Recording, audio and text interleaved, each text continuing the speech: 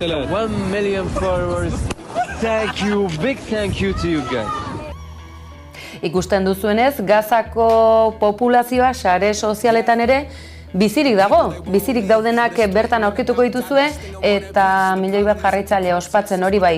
Egoera krudela eta zorigaiztokoa, baina sare sozialek gaur egun ere aizue, bere egitekoa dute, bere funtzioa dute, horri esker bizirik daude, ziur asko eta asko, beraz jarri zeuen begiak baita Instagramen edo eta beste sare sozialetan ere, Rafa eta Gazako inguru horietan. 45 sharing our daily routine in Warzone. We started our day by waking up at the 5 a.m. nearly, and we went to the football match that we scheduled, and it was a beautiful morning.